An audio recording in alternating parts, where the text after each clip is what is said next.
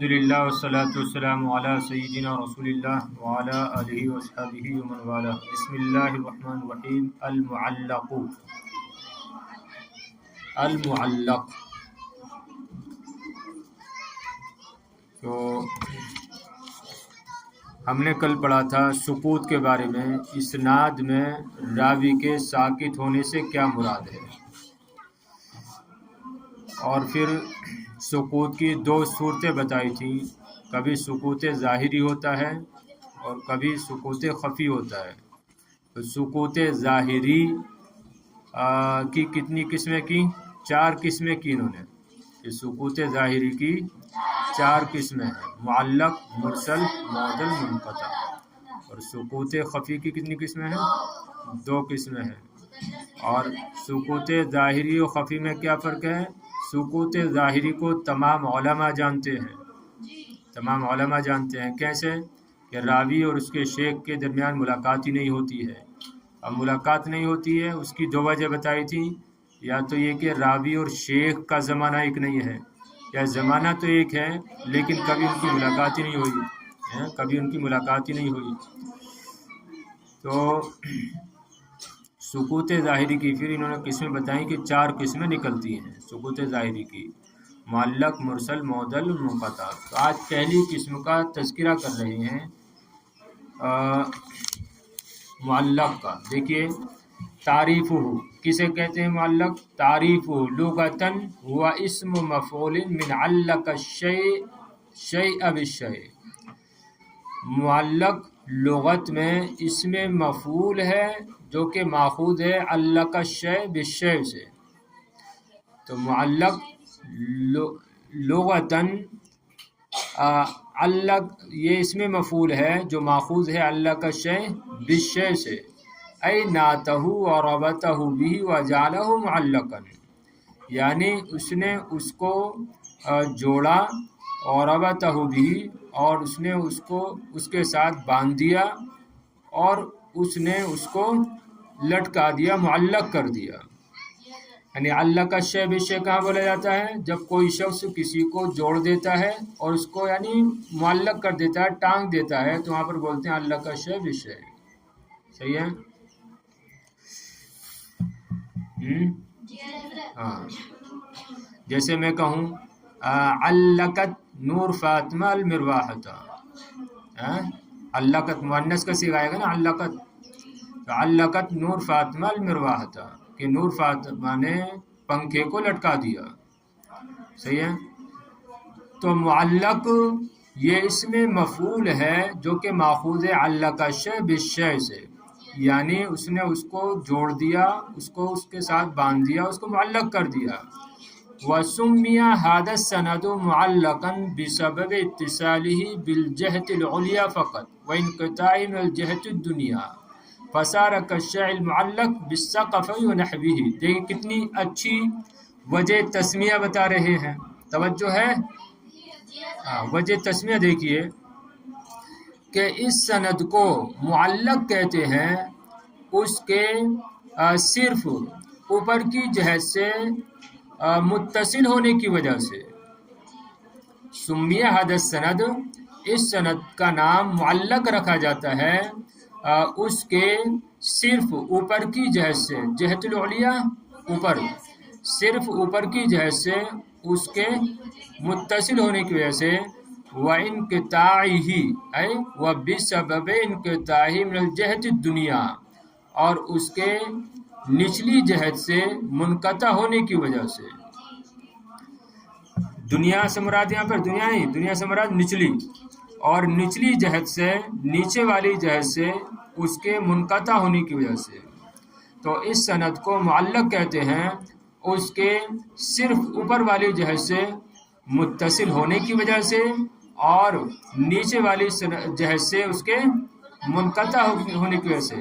فصار كالشيء المعلق بالسقف ونحوه، تو وہ اس شے کی طرح ہو گئی جو کہ لٹکی ہوئی ہوتی ہے چھت وغیرہ سے۔ تو یہ اس لٹکی ہوئی شے کی طرح ہو گئی جو چھت وغیرہ سے لٹکی ہوئی ہوتی ہے، یا تو یہ اس لٹکی ہوئی شے کی طرح ہو گئی، ہاں، جو چھت وغیرہ سے لٹکی ہوئی ہوتی ہے. بات سمجھ رہے ہیں؟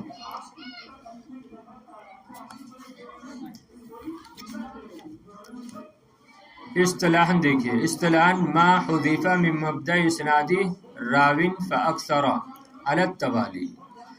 اصطلاح میں معلق حدیث اس کو کہتے ہیں کہ جس کے اول سند سے، جس کی ابتدائی سند سے، جس کی شروع سند سے ایک یا ایک سے زائد راوی محذوف ہوں علی التوالی، پیدر پہ لگاتار. تو ما حذف من مبدأ اسنادی، معلق محدثین کی اصطلاح میں اس حدیث کو کہتے ہیں کہ جس حدیث کی اول سند سے، ابتدائی سند سے ایک یا ایک سے زائد راوی پے در پہ حذف کر دیے گئے ہوں. صحیح ہے؟ اول سند سے، ابتدائی سند سے، یعنی جدھر محدث ہوتا ہے، جدھر مصنف ہوتا ہے. تو گویا کہ یہ بھی کیا ہے، لٹک رہی ہے. ارے جیسے مثلا امام بخاری ہیں،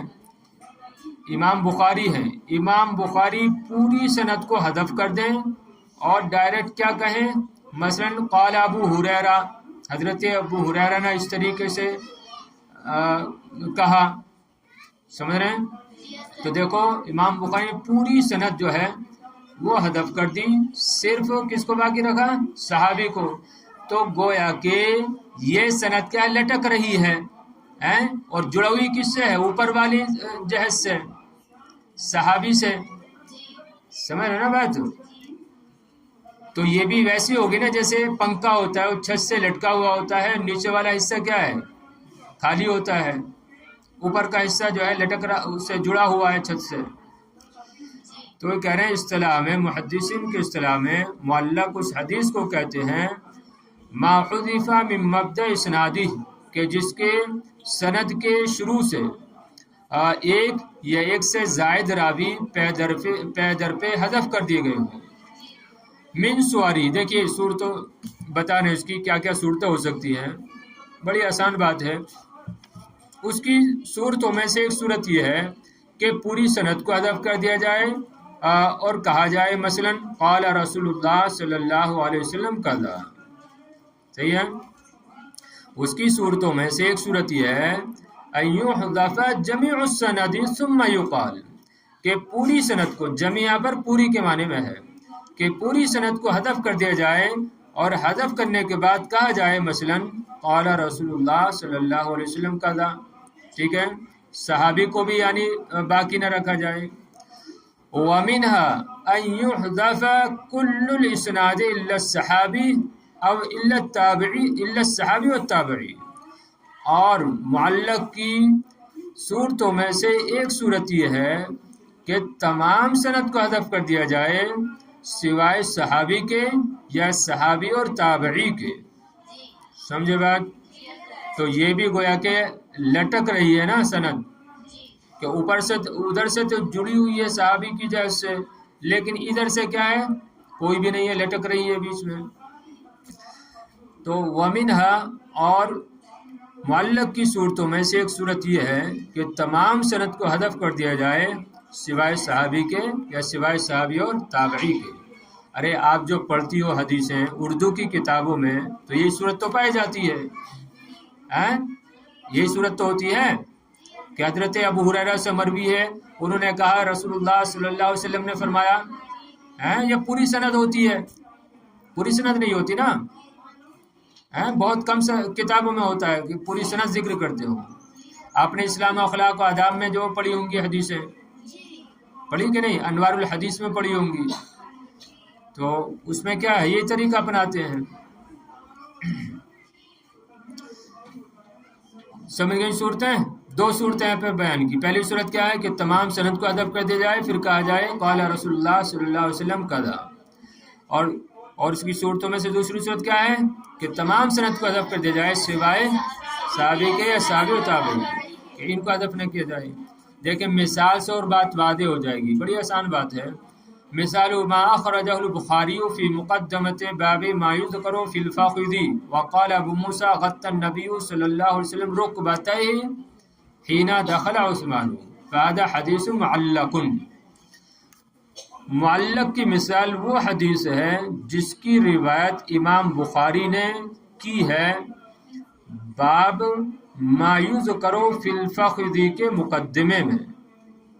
توجہ ہے، معلق کی مثال وہ حدیث ہے جس کی روایت، جس کی تخریج امام بخاری نے باب ما یذکر فی الفخذ کے مقدمے میں کی ہے.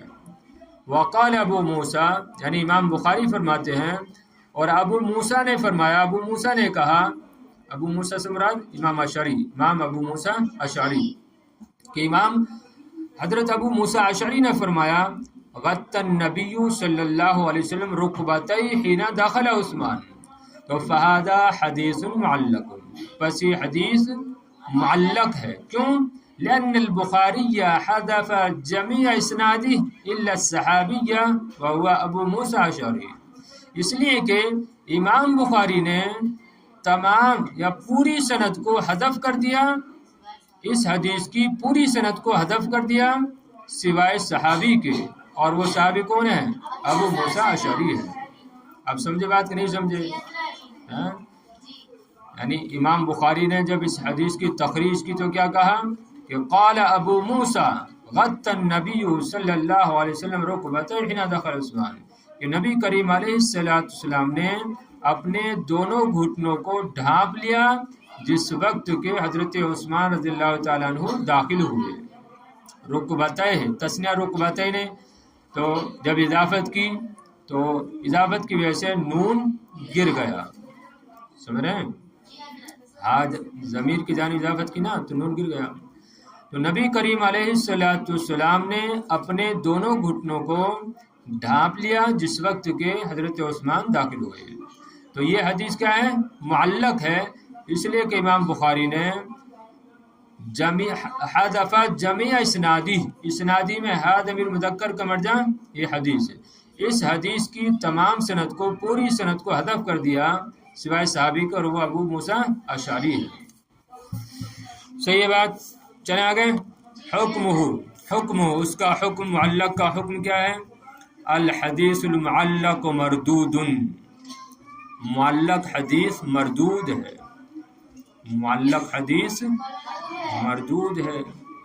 اب آپ کے ذہن میں بات آ گئی ہوگی تو اب مردود ہے تو پھر کتابوں میں کثرت سے بیان کیوں کی جاتی ہے؟ تو دیکھیے ابھی آگے دیکھیے، معلق حدیث مردود ہے لأنہ فقد شرط، فقد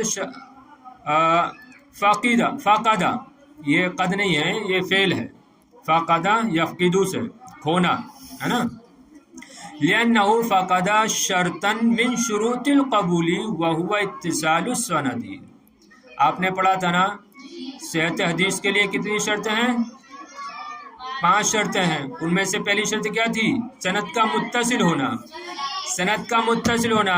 اب آپ خود بتائیے کہ اگر مصنف اس طریقے سے حدیث کی روایت کر رہا ہے کہ کہہ رہا ہے ڈائریکٹ کہ صحابی نے یہ کہا، تو پوری سند جو ہے وہ حذف کر دی. اب آپ خود بتائیں جو پوری سند حذف کی ہے، اب معلوم ہے یہ جو سند جو لوگ حذف ہوئے ہیں وہ کیسے ہیں؟ معلوم نہیں ہے نا، معلوم نہیں کیسے لوگ، کیسے راوی ہے وہ، آیا وہ ثقہ ہے یا ضعیف ہے، فاسق ہے کہ عادل ہے، کچھ بھی معلوم نہیں ہے. تو اس وجہ سے معلق حدیث کیا ہوگی؟ مردود ہوگی، کیونکہ جو محذوف ہوئے ہیں، جو حذف ہوئے ہیں، ہم کو معلوم نہیں ہے. بات سمجھ رہے ہیں؟ اور یہ سند میں جو ہے انقطاع پا لیا گیا، انقطاع ہو گیا، منقطع ہو گئی سند، جبکہ صحت حدیث کے لیے اتصال سند کا ہونا ضروری ہے. یعنی دو خرابی ہو گئی، دو خرابی. پہلی خرابی کیا کہ سند منقطع ہو گئی، اور دوسری خرابی کیا کہ جو راوی محذوف ہوئے ہیں ہم کو ان کی حالت معلوم نہیں ہے. سمجھے بات؟ دیکھیں وہی کہہ رہے ہیں معلق حدیث کا حکم، الحدیث المعلق مردود، کہ معلق حدیث کیا ہے؟ مردود ہے. کیوں؟ لأنہ فقد شرطا من شروط القبول، اس لیے کہ قبولیت کی شرطوں میں سے ایک شرط مفقود ہے، اور وہ کیا ہے؟ اور وہ سند کا متصل ہونا ہے۔ وذالک بحذف راوی او اکثر من سنادی، اور وہ ایک راوی یا اس حدیث کے سند میں سے ایک سے زائد راوی کا محذوف ہونا ہے، یا محذوف ہونے کی وجہ سے یہ جو ہے اتصال نہیں پایا گیا۔ ما عدم علمنا بحال ذالک المحذوفی، اور اسی کے ساتھ ساتھ ہمیں اس محذوف راوی کی حالت کا بھی علم نہیں ہے۔ دو باتیں ہو گئیں، اور اسی کے ساتھ ساتھ ہمیں اس محذوف راوی کی حالت کا بھی علم نہیں ہے۔ تو دو وجہیں یہاں پر ہیں، یعنی اس بات پر دلالت کر رہی ہیں دو وجہیں کہ حدیث مردود ہونی چاہیے، کہ ایک تو اتصال سند نہیں پایا گیا، اور دوسرا یہ کہ وہ راوی جو محذوف ہوئے ہیں ان کا ہم کو علم نہیں ہے کہ وہ آخر وہ کیسے عادل ہیں، ضابط ہیں، کہ جو ہے کاذب ہیں، فاسق ہیں، کیسے ہیں۔ لیکن تمام معلق حدیثوں کے بارے میں یہ حکم نہیں ہے۔ اب آپ جو اردو میں پڑھتی ہیں تو اردو میں جو ذکر کرتے ہیں اردو کی کتابوں میں، ان کا مقصد یہ نہیں ہوتا ہے کہ وہ سند کے بارے میں بھی کوئی حکم بیان کریں یا حدیث کے بارے میں کوئی حکم بیان کریں، بلکہ ان کا مقصد یہ ہے کہ پڑھنے والے جو اصل متن ہے نبی کریم علیہ السلام کا جو ارشاد ہے اس کو پڑھیں اور عمل کریں۔ ان کا مقصد جو ہے وہ کچھ بھی بحث کرنا نہیں ہوتا ہے سند وغیرہ سے، اسی وجہ سے وہ بعد میں حوالہ بھی دے دیتے ہیں کہ اگر آپ کو اس کی سند دیکھنی ہے، اس کی تفصیل دیکھنی ہے تو آپ فلاں کتاب میں دیکھ لیں، صحیح ہے نا۔ اسی طرح وہ معلق حدیثیں جو صحیحین میں ہیں، بخاری مسلم میں ہیں، تو ان معلق حدیثوں کا بھی یہ حکم نہیں ہے کہ وہ مردود ہیں۔ سمجھ رہے بات؟ ہاں دیکھیے وہ بتا رہے ہیں اب، حکم المعلقات فی الصحیحین، صحیحین میں معلق حدیثوں کا حکم۔ دیکھیے ھذا الحکم ہوا ان المعلق مردود ہوا للحدیث المعلق مطلقا، کہ یہ حکم کہ معلق حدیث مردود ہوتی ہے، یہ ہوا للحدیث المعلق مطلقا، تو یہ مطلقاً معلق حدیث کا حکم ہے۔ یہ حکم کہ معلق مردود ہوتی ہے تو یہ مطلقاً معلق حدیث کا حکم ہے، لیکن ان وجد المعلق فی کتاب التزمت صحته كالصحیحین فهذا له حکم خاص، لیکن اگر معلق حدیث پائی گئی ایسی کتاب میں کہ جس کی صحت کا التزام کیا گیا ہو جیسے کہ صحیحین، تو اب اس کا خاص حکم ہوگا، تو اب اس کے لیے ایک خاص حکم ہوگا۔ قد مرّا بنا فی بحث صحیح، جیسے کہ ہم صحیح کی بحث میں پڑھ چکے ہیں، صحیح کی بحث میں پڑھ چکے ہیں۔ ولا باس بالتذکیر به ہاؤنا، اور یہاں پر دوبارہ ذکر کرنے میں کوئی مذاکرہ نہیں ہے۔ اور بات سمجھ رہے ہیں؟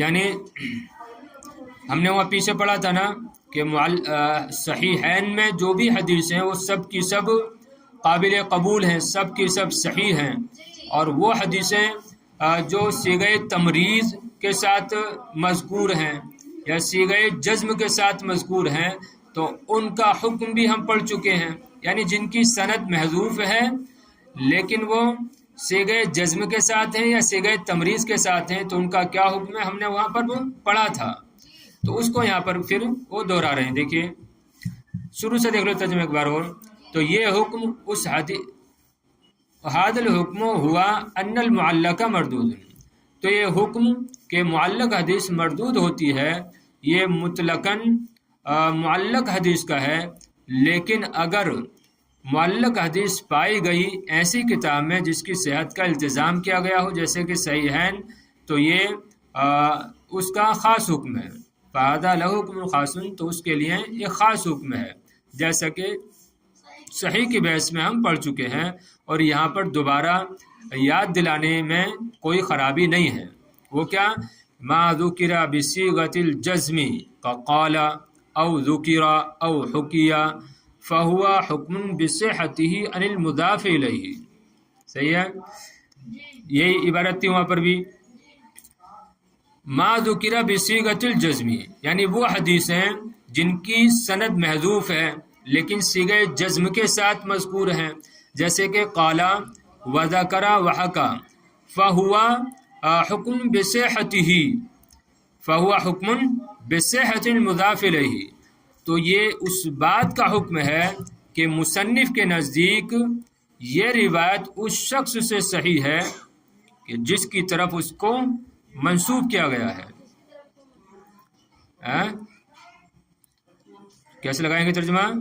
तो इस बात का हुक्म है, फ़हुआ हुक्मुन, तो इस बात का हुक्म है कि मुसन्निफ़ के नज़दीक ये रिवायत उस शख्स से सही है कि जिसकी तरफ उसकी निस्बत की गई है, उसको मंसूब किया गया है। तो वमा ज़ुकिरा बिसीगति तमरीदी, और वो हदीस है जो सीगे तमरीज़ के साथ मज़कूर हैं, जैसे कि क़ीला व ज़ुकिरा व हुकिया, तो फ़लैसा फ़ी हुक्म बिसिहतिही अनिल मुज़ाफ़ इलैहि, तो इसमें मुसन्निफ़ के नज़दीक उसकी सेहत का हुक्म नहीं है मुज़ाफ़ इलैहि की तरफ निस्बत करते हुए, यानी जिसकी तरफ उसको मंसूब किया गया है। बल फ़ीही सहीहुन वल हसन व दईफ़, बल्कि उसमें क्या है, कुछ सही भी हैं, हसन भी हैं और ज़ईफ़ भी हैं, या सही भी होती हैं, हसन भी होती हैं और ज़ईफ़ भी होती हैं। किन में? जो हदीसें, यानी जिनकी सनद मुअल्लक हो और जिनकी सनद मुत्तसिल ना हो, उनके बारे में क्या कहा जाए? क़ीला व ज़ुकिरा व हुकिया। तो ऐसी हदीसों में हसन भी होती हैं, सही भी होती हैं और ज़ईफ़ भी होती हैं। लाकिन लैसा फ़ीही हदीसुन वाहिन, लेकिन उसमें कोई भी बेकार हदीस नहीं है। सहीहैन में कोई भी बेकार हदीस नहीं है, बहुत कमज़ोर हदीस नहीं है। क्यों? लिवजूदिही फ़िल किताबिल मुसम्मा बिस्सहीह, उसके सही नामी किताब में मौजूद होने की वजह से, उसके ऐसी किताब में मौजूद होने की वजह से जिसको सही कहा जाता है। व तरीक़ मारिफ़त सही मिन गैरी वल बहस अन इस्नाद हाज़िल हदीस वल हुक्म अलैहि बिमा यलीक़ु बिही। अब पहचानने का तरीका क्या है, तो उसका बारे में बता रहे हैं। व तरीक़ मारिफ़त सही मिन गैरी, और सही हदीस को गैर हदीस से पहचानने का तरीका यह है कि इस हदीस की सनद को तलाश किया जाए, वल हुक्म अलैहि बिमा यलीक़, और उस पर वैसे ही हुक्म लगाया जाए जिसके वो मुनासिब हो। ठीक है, यानी अरे वो कोई हदीस है, उसकी सनद मज़कूर नहीं है और उसके बारे में क्या कहा गया है? क़ीला व ज़ुकिरा व हुकिया, यानी इस सीगे के साथ उसको रिवायत किया गया है, तो अब क्या करेंगे? उसकी सनद को देखेंगे। अब सनद जैसी होगी, जैसे अफराद ने उस हदीस को रिवायत किया होगा, उसी के मुताबिक उस पर हुक्म लगाया जाएगा। तो व तरीक़ मारिफ़त सही मिन गैरी, और सही को गैर सही से पहचानने का तरीका वो इस हदीस की सनद के बारे में तलाश व जुस्तजू करना है और उस पर उसी के शायान शान हुक्म लगाना है, उसी के मुताबिक हुक्म लगाना है। चलिए बस।